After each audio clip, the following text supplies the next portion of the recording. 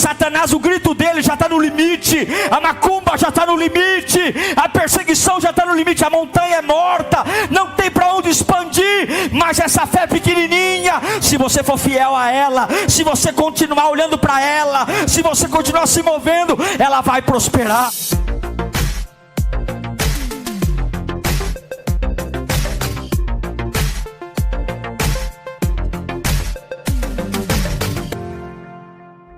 Mais uma noite juntos, queridos. Que bom estar com você.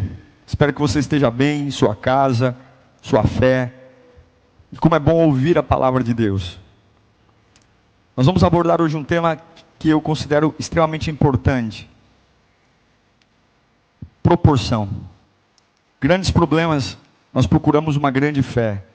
E vamos aprender com o maior de todos, Jesus Cristo, que não é bem por aí. Vamos aprender que aquilo que você carrega é maior do que o que você pensa. Se abra, ouça essa palavra com humildade e deixe Deus falar com você. Um bom sermão. Evangelho de Mateus 17, do 18 ao 20. Diz assim: Jesus repreendeu o demônio. Este saiu do menino, que daquele momento em diante ficou curado. Então, os discípulos aproximaram-se de Jesus, em particular, e perguntaram: por que não conseguimos expulsá-lo? Ele respondeu: porque a fé que vocês têm é pequena.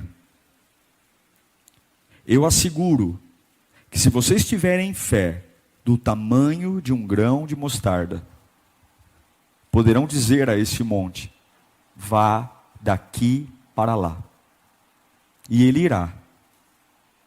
Nada será impossível, nada será impossível para vocês. Deus, nós te damos graça por tudo. Te damos graça pelos problemas. Te damos graça pelas dores. São elas que nos ensinam. Teu reino não começa com a vitória. Teu reino começa com a capacidade de suportar. Ninguém vence no cristianismo sem primeiro aprender a suportar. Fala conosco, Senhor. Alcança famílias agora. Que essa palavra alcance pessoas. Alcance corações. Alcance necessidades. Que essa palavra leve luz. Luz. Luz no meio daqueles que estão em dúvida. Que esta palavra leve alerta para aqueles que estão quase sendo seduzidos pela voz do inferno, quase negociando sua posição. Que esta palavra leve luz, que essa palavra leve esperança, esperança para o coração aflito, esperança para aquele que está quase a ponto de fazer uma bobagem. Que esta palavra leve esperança, que esta palavra leve firmeza, a firmeza para não abrir mão dos valores, não abrir mão da fé. Que esta palavra leve convicção, a convicção de que eu não preciso que nada melhore fora de mim, desde que haja o fluir de ti na minha alma. Que esta palavra leve alento, conforto e principalmente leve a tua presença, que é a razão de não sermos consumidos pelo mal, em nome de Jesus. Eu quero começar pregando, dizendo a você, seja lá o que você está enfrentando, que absolutamente nada, nada, nada é impossível para o nosso Deus. Eu quero dizer de novo, para que você nunca esqueça disso. Antes de falar qualquer outra coisa aqui, eu quero que você entenda, absolutamente nada, nada, nada é impossível para o nosso Deus. Nada. Seja lá o que você está passando, o que você está enfrentando, quem está te atacando, o que você perdeu, nada. Então, por favor, assista esse sermão como um homem de Deus, como uma mulher de Deus, e não como uma criança assustada.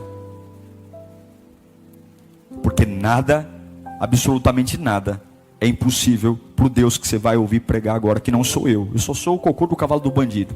É Jesus, é a palavra de Deus. Nada é impossível para Ele. Esse texto que li a vocês, de Mateus 17, é um texto de extremos. De um lado, uma pequena semente, e do outro lado, uma enorme montanha. E Jesus está nos ensinando a respeito de proporção, ou situações que não são equivalentes no tamanho, na grandiosidade e na relevância. E ele está dizendo que não necessariamente iguais, proporções iguais determinam uma vitória. Ele está dizendo que uma semente pequena pode derrotar uma montanha enorme. É muito estranho isso. Mas ele está dizendo que algo muito pequeno pode destruir algo muito grande. E isso vai contra absolutamente aquilo que nos ensinaram. No mundo feroz de vitórias, a gente entende que para um grande desafio, a gente precisa ter uma grandeza enorme. Para a gente chegar no topo, para a gente vencer, para a gente ser bem sucedido, eu preciso acumular informações, acumular network, eu preciso ter influência, e aí sim eu venço, porque aí eu tenho respeito. E Jesus, ele desconstrói essa pegada humana de que um grande, poderoso desafio tem que ser vencido por uma grande e poderosa estratégia. Se eu não tiver uma estratégia única, bem sucedida, eu não vencerei esse grande desafio. Pode ser que você tenha uma grande fé, e parabéns para você. Pode ser que você seja uma pessoa que consiga orar 24 horas por dia sem parar. Parabéns para você. Pode ser que você fale em línguas 10 horas por dia, e pode ser que você consiga fazer jejuns enormes. Parabéns para você. Mas a minha Bíblia diz que isso não é o fundamental. Eu não preciso ter uma grande fé para vencer. Então, se você ora 24 horas por dia, parabéns para você. Mas não é isso que determina. Porque uma pequena fé pode mudar tudo. Esse texto é uma aula sobre como as coisas são maiores do que aquilo que eu penso. E como aquilo que eu penso talvez não tenha tanto valor como aquilo que eu imagino. O contexto dessa história trata de um fim de um trauma longo na vida de um garotinho, que passou parte da sua vida debaixo de uma possessão demoníaca. Se nos dias de hoje é difícil entender esses problemas psíquicos, psicológicos, mentais, espirituais, eu já vi gente expulsando demônio de coisa que era psicológica, já vi gente dizendo que era psicológico, que era demônio. Se hoje é difícil lidar com isso, imagine há 2000 anos atrás. Era um garotinho que sofria algo muito pior do que esquizofrenia. Era um distúrbio psicológico que jogava esse menino no fogo, na água, enfim, trazia um problema enorme dentro de casa. O texto diz que o demônio o fazia cair no chão o tempo todo, o empurrava contra abismos. Imagine você ter fogo e o pai ali dizendo: a qualquer momento meu filho pode se jogar em direção ao fogo. Então, não era só o menino que sofria, mas toda a família sofria, ao ponto do pai estar desesperado. Está desesperado, não era um pedido comum, né? O pai está desesperado. E aí, o pai desesperado, quando vai, sabendo que Jesus está ali, ele chega e Jesus não está ali. Jesus subiu ao monte da transfiguração, com 3 discípulos, Pedro, Tiago e João. E ao pé do monte, Jesus proibiu qualquer outra pessoa de o seguir. Jesus sobe ao monte com os 3 discípulos, embaixo fica os 9 discípulos restantes e toda uma multidão. E o pai vai lá. Quando ele chega, Jesus não está lá no pé do monte, Jesus está lá em cima. Mas ele está tão desesperado que ele vai pedir ajuda para os discípulos. E os discípulos não conseguem expulsar o mal que estava sobre o menino. Jesus desce do monte da transfiguração com os 3 discípulos. E há ali uma polêmica no pé do monte. Há um embate, uma discussão. De um lado os discípulos com cara de paisagem, porque afinal de contas tentaram expulsar um demônio e não conseguiram. Um pai que colocou todas as suas fichas dizendo: hoje eu volto para casa liberto. Hoje meu sofrimento acaba. E ele vai encontrar os discípulos de Jesus e nada muda. O filho continua perturbado. E ali começa, né, o burburinho, pessoas, discípulos frustrados, um pai ainda dizendo: não é possível que vocês não conseguiram, e gente comentando, sempre tem. E quando Jesus chega, ele olha para aquela situação. Olha, queridos, só é possível entender a profundidade desse texto quando realmente você passa ou já passou por algo desesperador, ao ponto de levar você quase para o seu limite. Se você nunca passou por algo assim, talvez você não entenda a gravidade do que esse pai foi falar com Jesus. Eu não consigo, quando leio esse texto, imaginar um pai cheio de educação. Dá licença, posso fazer um pedido? Um pai cheio de carinho. Não. Eu estou falando de um pai que talvez está com um plug mental já totalmente destruído, e ele não suporta mais um minuto aquela situação. Eu imagino que ele deve ter gritado, ele deve ter chorado, ele deve ter esperneado. Existem alguns problemas que nos causam, sabe, desespero, porque a gente se vê impotente para resolver. A gente fala: eu não suporto mais, a minha vida não tem paz, mas não dá mais. Você consegue imaginar quantos lugares aquele pai levou aquele menino? Quantos médicos, quantos curandeiros? E aí ele chega até Jesus, Jesus não está, e os discípulos de Jesus vão tentar expulsar e também não conseguem. Eu imagino que esse camarada estava desequilibrado, semblante caído, triste. Mas o que eu acho mais lindo é que, mesmo não tendo dado certo com os discípulos, ele não vai embora. Ele espera Jesus descer, e ele ainda continua insistindo para ver Jesus e falar com Jesus. Eu acho lindo isso, porque mesmo que no primeiro momento não deu certo, ele continuou. E quando Jesus pergunta para ele: o que está acontecendo? Presta atenção. Você tem que ter clareza naquilo que está acontecendo na sua vida. Ele já tinha contado para os discípulos o que estava acontecendo. E quando Jesus desce, Jesus pergunta de novo: o que está acontecendo? E o pai do menino fala de novo o que está acontecendo. Eu já vi muitas pessoas dizendo assim: preciso de ajuda. Mas o que você precisa? É complicado. Eu estou passando por uma situação. Tá bom, que situação é essa? Nossa, é muito difícil. O que eu acho lindo é que quando Jesus pergunta para aquele pai o que está acontecendo, ele não diz que é complicado. Ele não diz é uma longa história.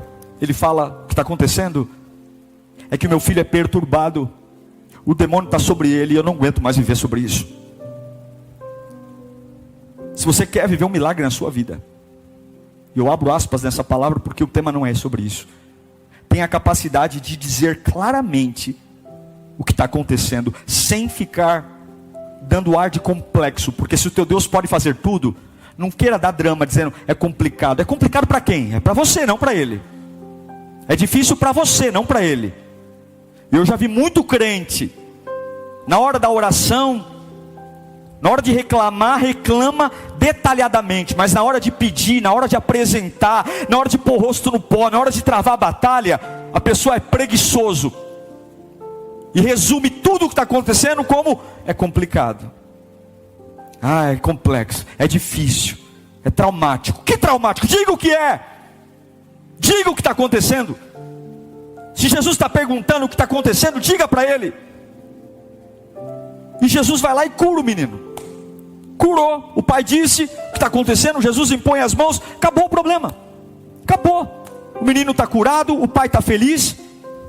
E vai embora.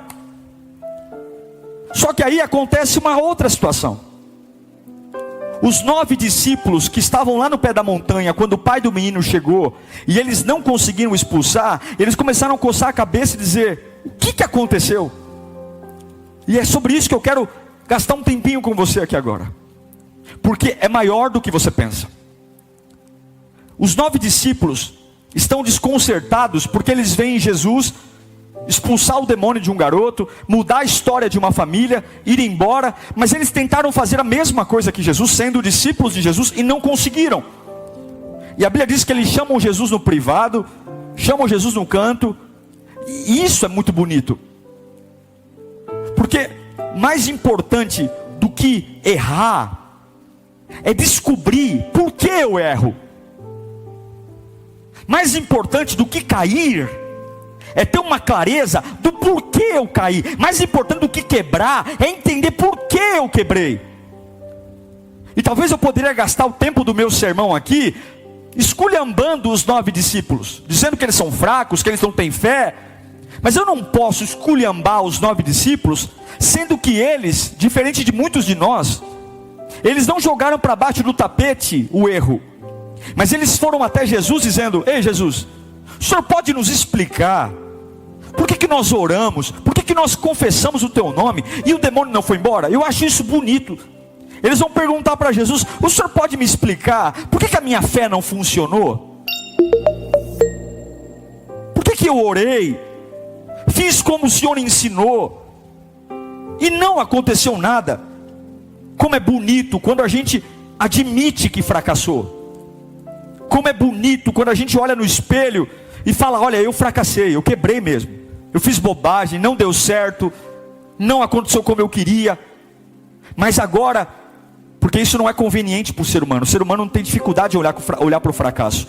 Fracasso a gente ignora, a gente esconde, a gente joga para trás. Mas como é bonito, como a gente cresce quando a gente quer entender, fazer autópsia do fracasso.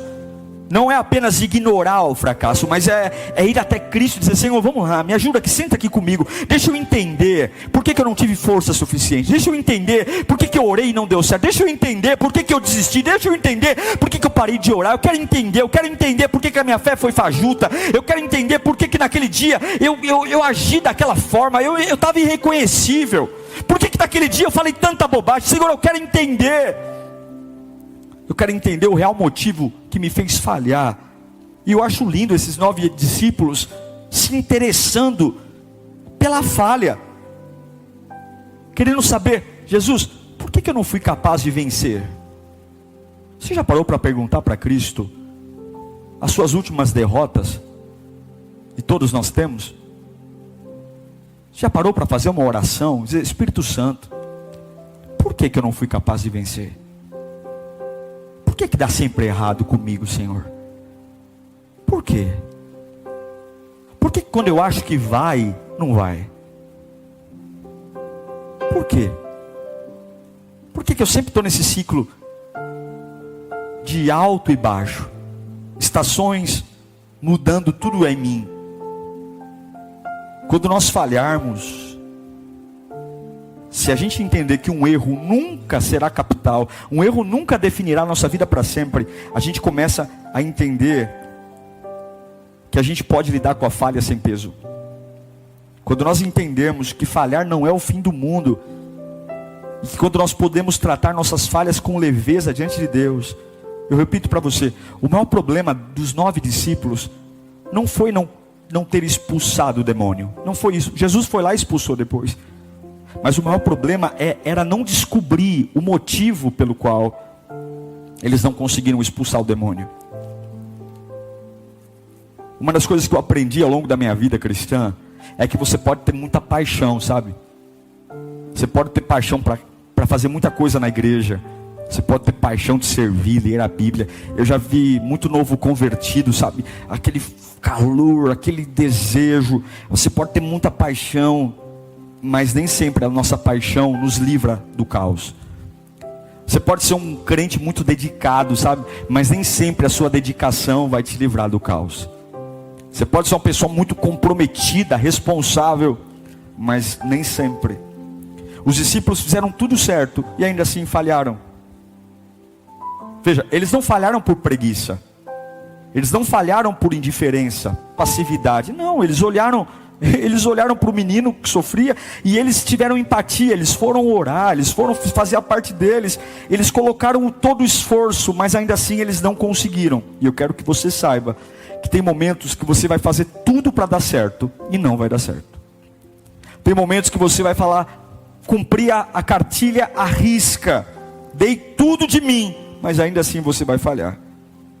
Sabe por quê? Eu aprendi muito mais com as minhas falhas do que com os meus acertos. E algumas vezes Deus vai permitir que você falhe, mesmo quando você fez tudo certo, para você aprender. Não são as coisas que você fez que deram certo que tornaram você sábio, mas são as coisas que você fez que deram errado que trouxeram sabedoria para a sua vida. Mas é preciso levantar a questão: por que fracassei? A fé, ela não nasce de uma certeza. A fé nasce de uma dúvida. A fé no meio de um fracasso, a fé no meio de uma indecisão, a fé no meio de uma porta fechada, não nasce da certeza da vitória. Ninguém tem fé porque tem certeza que vai vencer, mas a fé nasce de uma certeza: eu não vou fazer mais o que fiz, e vou depender de Deus. O que virá, não importa. E eu acho lindo eles perguntando, por que nós não conseguimos expulsar o demônio? E aí Jesus dá uma aula do porquê eles não conseguiram expulsar o demônio. Ele dá uma aula linda. Lembre-se, Jesus acabou de descer do Monte da Transfiguração. Jesus é inteligentíssimo. Falar que Jesus é inteligente é pouco, porque a inteligência não é nada, ele é dono de tudo.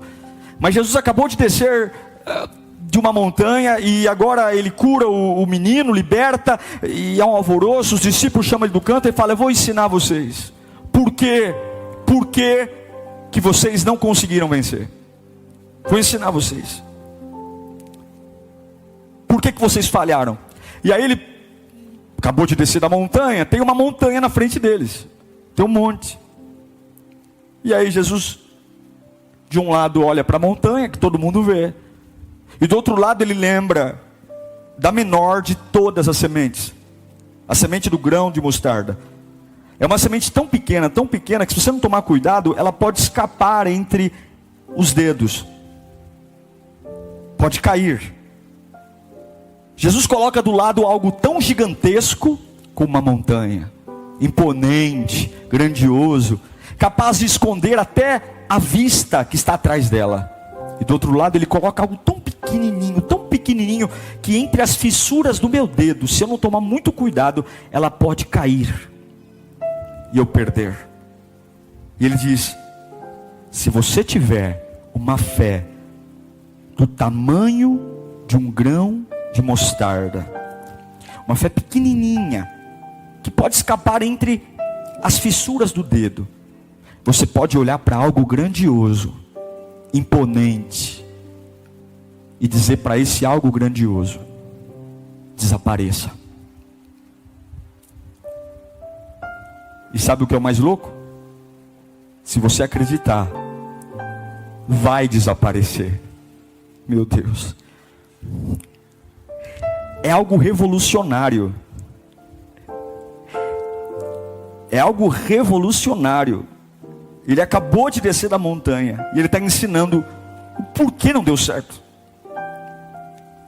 Ele está dizendo: se você tiver uma fé do tamanho de um grão de mostarda, você pode dizer para essa montanha: saia. Uau!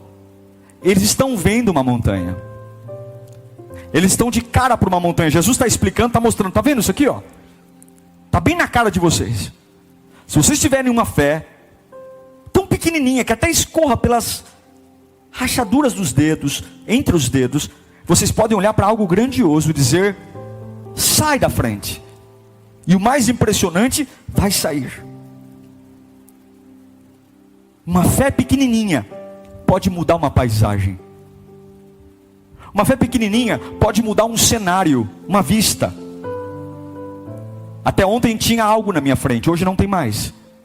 Até ontem tinha uma situação gigantesca na minha frente, agora não tem mais. Você entende o evangelho, o que ele está falando? Agora tem algo que modifica o cenário, e se eu usar o pequenininho, o cenário é outro. Jesus está dizendo que algo muito pequeno pode mudar um cenário, pode mudar a forma como eu vejo, a minha perspectiva, pode mudar o jeito que as coisas estão. Simplesmente elas estão de um jeito hoje, e amanhã elas podem estar de um outro jeito. E eu quero que você olhe para mim agora. Eu quero falar exatamente desta montanha que está aí na sua frente. Sim, ela está bem aí na sua frente, está bem na sua cara. Essa situação que está bem aí, ó, e ela está ocupando basicamente toda a paisagem. Assim como os 9 discípulos estavam olhando para aquela enorme montanha na frente deles. Eu quero falar com você que está passando por uma situação que tem uma grande montanha na frente, e ao lado de você, você fala: eu só tenho uma pequena fé. Uma fé tão pequena que cai entre os dedos. É tão pequena que fica até difícil de segurar na mão. Ela pode escorregar entre os dedos, as rachaduras dos dedos. É tão pequena que cai no chão e posso perder em torno de alguma coisa. Mas você precisa acreditar nisso que estou pregando. Se você tem algo para remover na sua vida, e eu quero que você entenda, isso aqui é palavra de Deus. Eu comecei pregando dizendo que nada é impossível para o nosso Deus. E eu não estou pregando para crianças que choramingam, não. Eu estou pregando para homens e mulheres que acreditam na palavra. Eu sei que muitos de nós falhamos. Muitos de nós, como esses 9 apóstolos, tentamos, fizemos tudo, trabalhamos, suamos a camisa, e ainda assim não conseguimos. E a gente começa a olhar para as pessoas dizendo: onde foi que eu errei? E Jesus está explicando onde foi que nós erramos. Ele está explicando nesta manhã onde foi que nós erramos, o porquê que fizemos tudo certo. Não fomos preguiçosos, não fomos omissos, nós não nos indispomos com a situação. A gente foi lá. E eu quero falar com pessoas que estão na varanda da vida agora. Você está debruçado e na tua frente há uma montanha enorme, uma montanha que tem um potencial enorme, uma montanha que tem um porte gigantesco, e ela contrasta, ela humilha exatamente tudo que você tem. Uma grande montanha e uma pequena fé. Ela humilha a sua condição financeira, ela humilha o lugar que você mora. Essa grande montanha humilha o sobrenome da tua família. Essa grande montanha humilha porque afinal de contas o convênio médico não cobre, o juiz não deu o seu ganho de causa. Essa grande montanha humilha porque afinal de contas ninguém te dá valor. Essa grande montanha, ela é uma potência que contrasta a sua fé pequena, que contrasta a sua fé pequenininha, que algumas vezes até caiu entre os dedos e você ficou perdido. É uma montanha tão grande, tão grande, tão grande, e você no pé dela, ela bloqueia a visão do que está atrás. Tem tantas coisas lindas atrás dela, tantas coisas maravilhosas, tantas paisagens, tantas aves, tantas oportunidades de uma vista por outro ângulo, mas aquela montanha gigantesca bloqueia a minha visão. E a única coisa que eu vejo de manhã, de tarde, de noite, a única coisa que eu sonho é essa montanha desgraçada que está na minha frente. Eu não sei se você está entendendo o que eu estou pregando. Quando você tem uma montanha à sua frente, você não pode ver o amanhã. Quando você tem uma montanha à sua frente, você não enxerga o que está para chegar. Quando você tem uma montanha na sua frente, você não enxerga as coisas que mudam atrás delas. E é por isso que tem tanta gente que está vivendo um milagre, mas não vê o milagre. Tem tanta gente que está vivendo um avivamento e não vê um avivamento. Porque quando você tem uma montanha à sua frente, você só vê a montanha, o que está acontecendo atrás dela. Se tem aves, se tem rio, se tem mar, se tem vento, se o que tem atrás dela você não enxerga. E quando você tem uma montanha à sua frente, você começa a acreditar que a vida, ela não vale a pena ser vivida, porque ela só está lá, e ela é enorme.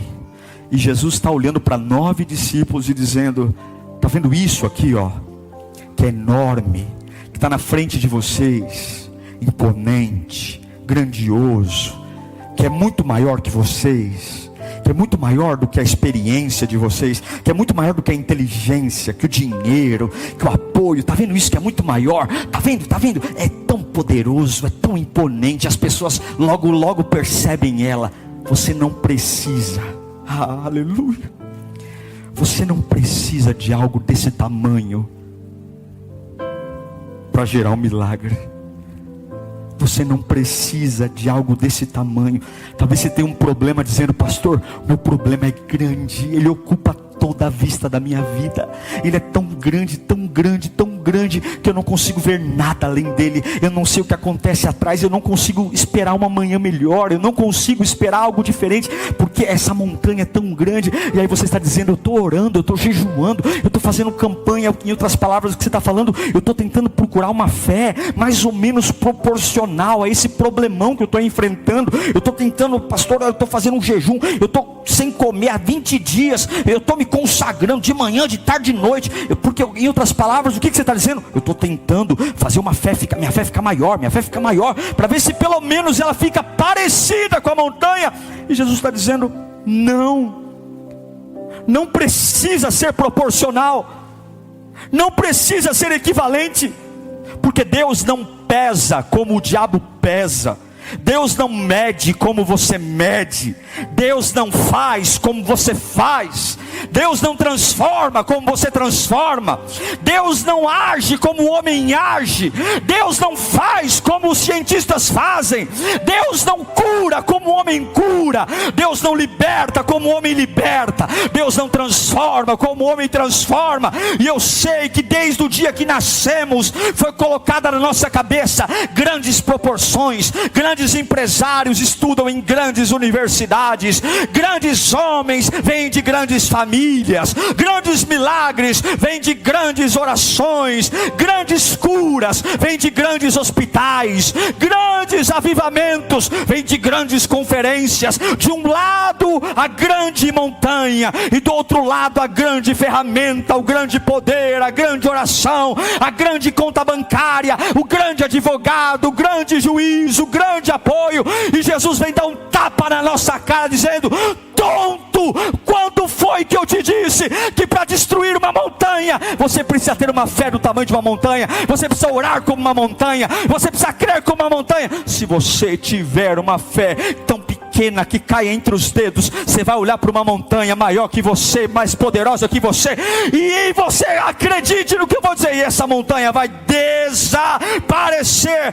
Pare de medir o poder de Deus pela proporção daquilo que você carrega, porque o poder não está em você, o poder está na boca de Deus. Não é o tamanho da tua fé que vai mudar a montanha, é o que sai da boca de Deus. E o nosso Deus é um Deus de pouco.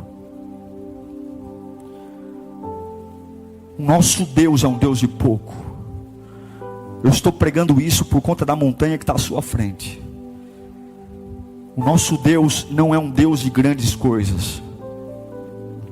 Ele começa sempre com pouco. E esse pouco é maior do que o que você pensa. Digita aí no chat: é maior do que eu penso. É maior do que você pensa. Escreva: é maior do que eu penso. Escreva: é maior do que eu penso. E eu quero que você receba a paz de Deus agora. Você que está desesperado atrás de uma grande ferramenta, está desesperado atrás de um grande apoio, de um grande conselho.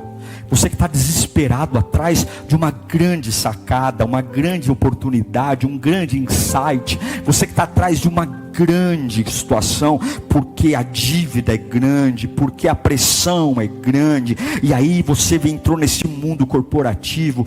Tudo o que você precisa é se mover agora com o que você tem. Tudo que você precisa é se mover agora com o que você tem. Se você não tomar cuidado, essa grande montanha vai levar sua voz, porque você vai achar que ela sai daí com gritos, e daqui a pouco a montanha vai levar sua voz, porque você não a vence com uma grande voz. Você nunca vai ter voz suficiente para gritar contra essa montanha. Talvez, se você não tomar cuidado, essa montanha vai levar seu ânimo, porque ela nunca será movimentada pelo seu ânimo. Por mais desanimado que você seja, dedicado, você não movimenta uma montanha com ânimo. Se você não tomar cuidado, a montanha vai levar seu ministério embora. Porque não é o quanto você serve, não é o quão bem você faz o que faz, que movimenta uma montanha. A montanha também pode levar todo o seu dinheiro, pode gastar tudo que tem, dizendo agora vai.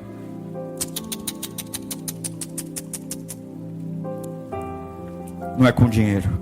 E aí você vai pensar, gastei tudo, ânimo, ministério, dinheiro, voz, estou sem voz, sem dinheiro, sem ministério, sem ânimo, e a montanha está aí. E aí você vai pensar em se suicidar, porque afinal de contas ela é enorme, e não existe nenhuma perspectiva de algo grandioso mais para frente. Ela, oh meu Deus, eu sei que Deus está falando aí, eu sei que Deus está entrando em casas, e eu sei que alguém agora está gritando nesse nível que eu estou pregando, dizendo eu estou tão pequeno, eu tenho tão pouco, eu tenho tão mínimo, e Deus está dizendo, pegue esta pequena semente, não desvalorize essa pequena semente, porque ela é maior do que você pensa. Não subestime,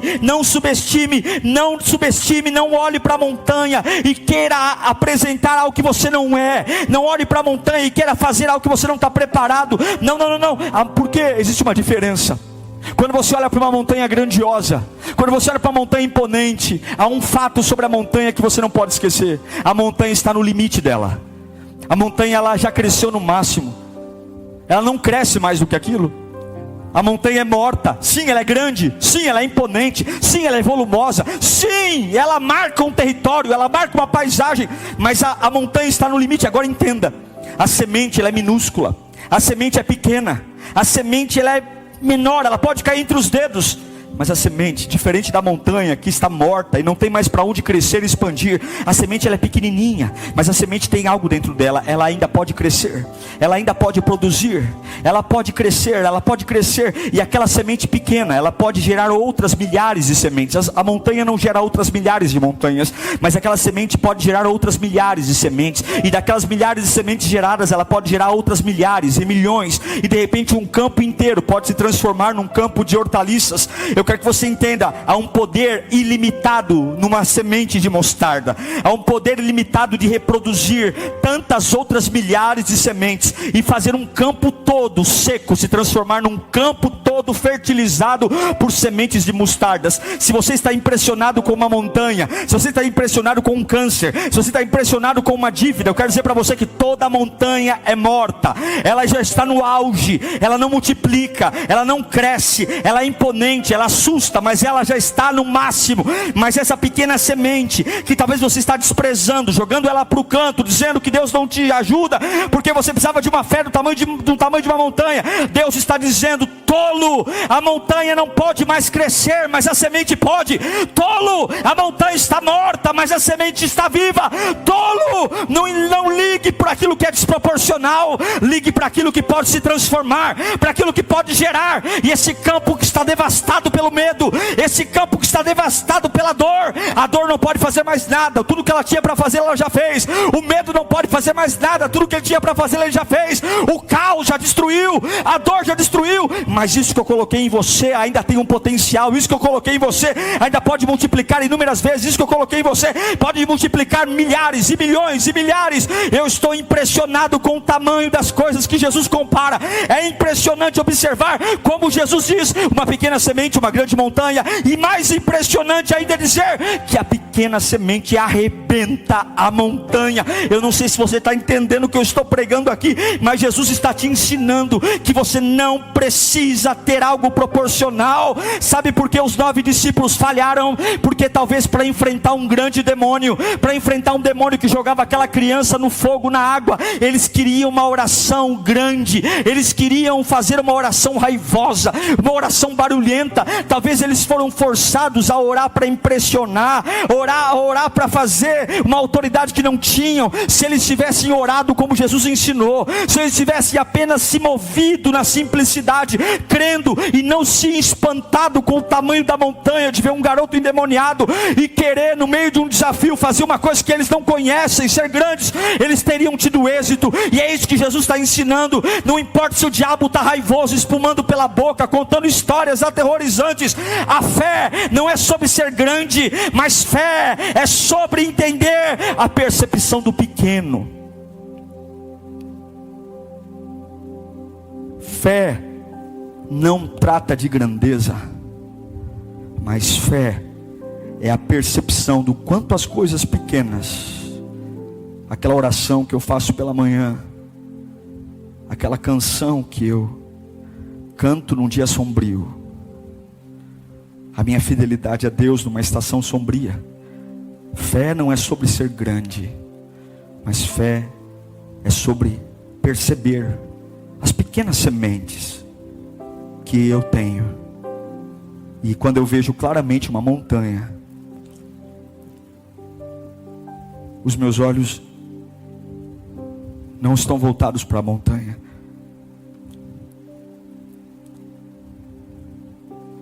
Preste atenção, e aqui eu quero encerrar.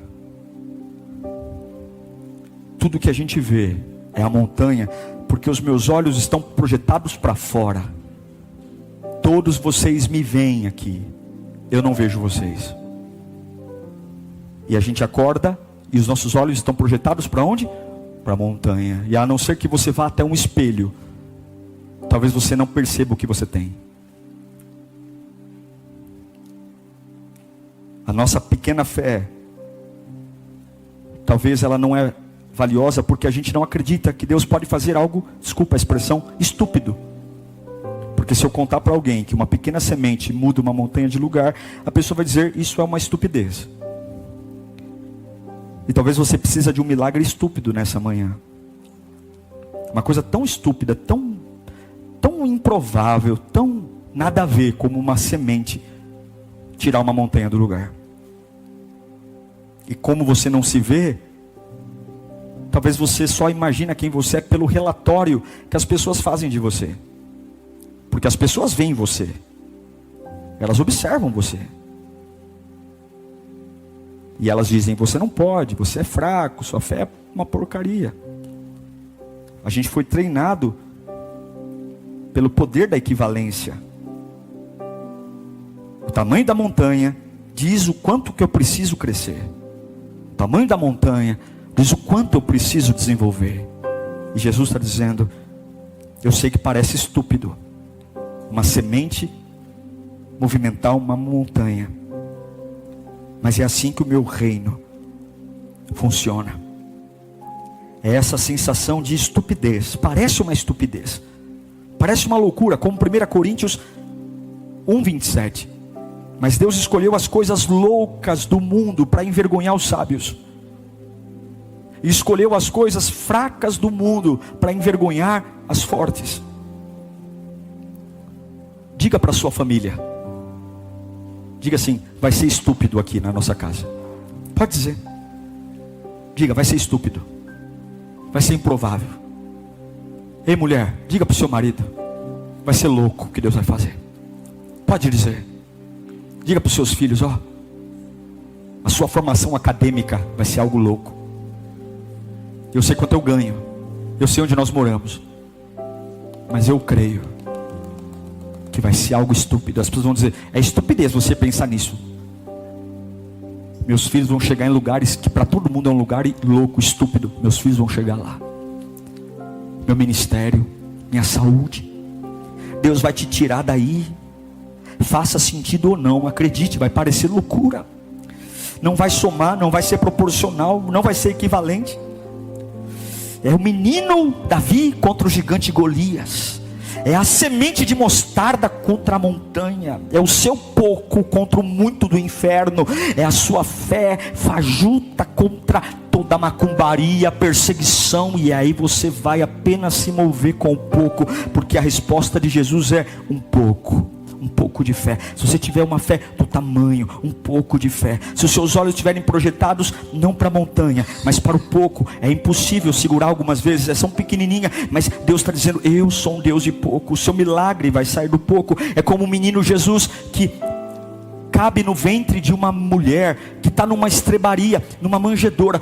É uma criança pequena, é uma criança indefesa, que não tem um berço decente, que não tem um pré-natal decente. É um bebê quase que insignificante, pobre, mas não é proporcional. De um lado tem um bebezinho indefeso, do outro lado tem o diabo gritando: vou destruir, acabou. Mas aquela semente, assim como a mostarda, ela é pequena, mas ela tem um potencial de crescer. Agora o diabo, como uma montanha, ele está morto, ele não tem mais para onde ir. E daqui a pouco a semente começa a crescer, e a montanha diz: eu não tenho mais para onde ir. E a semente começa a multiplicar, e daqui a pouco aquele campo seco começa a ser coberto por hortaliças. Hortaliças gerando mais sementes, mais sementes, mais sementes. É maior do que o que você pensa. Sabe por que você não conseguiu? Porque você nunca acreditou naquilo que você fez. Você nunca acreditou no louvor, nunca acreditou na oração, na leitura bíblica. Quando o diabo põe uma montanha na sua frente, você acha que isso aqui não vale nada. Sabe essa oração simples que você faz? Continue orando. Sabe aquele louvor que você entrega a Deus tão lindamente todas as manhãs? Continue louvando. Continue se movendo. Mas pastor, é tanta pancada que eu preciso reagir. Reaja com a pequena semente, porque essa pequena semente, ela é maior do que o que você pensa. Ela é maior. A montanha está morta, e eu declaro que essa montanha vai sair, e o amanhã vai ser apresentado para você de novo. Quando a montanha sai, eu começo a ver o que está atrás da montanha. Levanta a sua mão onde você estiver, receba isso. Essa montanha vai sair daí. Por que ela vai sair? Não precisa ir para o monte, não. Não precisa fazer voto de tolo, não precisa ficar correndo atrás de profeta. Não. É a pequena semente. É cantar num dia angustiante. É ler a Bíblia. É assistir esse culto e dizer: eu estou aqui, ó, eu estou me movendo. Mas o diabo baba, o diabo grita, Satanás, o diabo tem colocado as garras. Deixa ele, essa garra está morta, ele não tem mais o que fazer além disso. Não, ele está morto. Agora o que eu faço? A minha adoração, não, a minha adoração tem muito que crescer ainda. A minha oração tem muito que crescer ainda. A minha envergadura espiritual, ela cresce dia em dia. Satanás, o grito dele já está no limite. A macumba já está no limite. A perseguição já está no limite. A montanha é morta, não tem para onde expandir. Mas essa fé pequenininha, se você for fiel a ela, se você continuar olhando para ela, se você continuar se movendo, ela vai prosperar, ela vai crescer, e você vai ver que é muito maior do que você pensa. O diabo vai se prostrar, Satanás vai cair por terra. Os homens vão ver que a tua fé é maior, e não é a quanto você sabe falar, é o quanto você é fiel àquilo que Deus colocou na sua mão. Pare de se impressionar com o que o diabo fala. Vai para o espelho e valorize.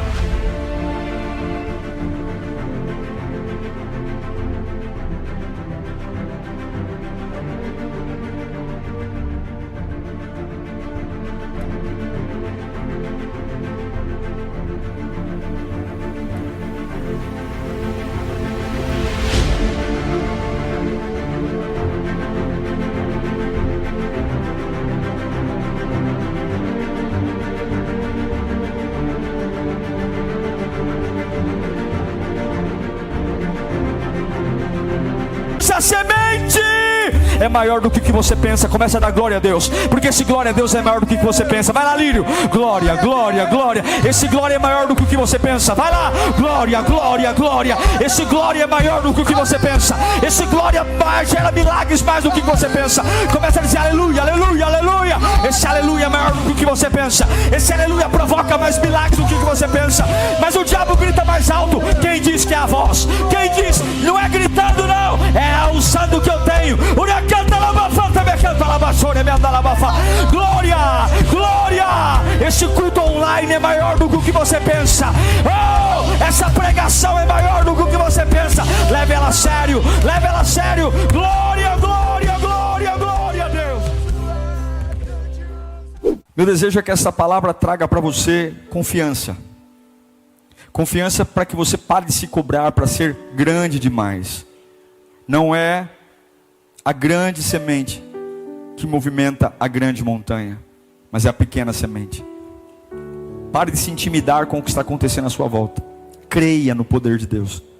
Dê passos de fé, acreditando que aquilo que você tem feito é maior do que o que você pensa. Pai, renova os teus filhos. Dê a eles essa palavra como certeza de vida. Tire as dúvidas, os medos, as angústias, e que eles possam, em nome de Jesus, se abrir para acreditar que não são as montanhas, mas é a pequena semente que faz tudo ser diferente. Em nome de Jesus, amém. Que o Senhor te abençoe. Até breve.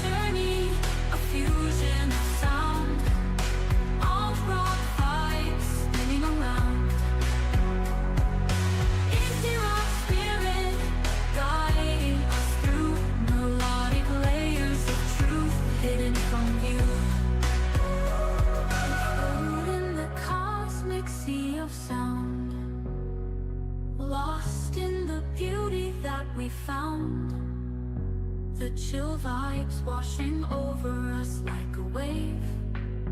In this moment, we are brave. It's an experimental journey. Haba na haba, Diyos akibaba, Bengawa baba, Kanaka mwana.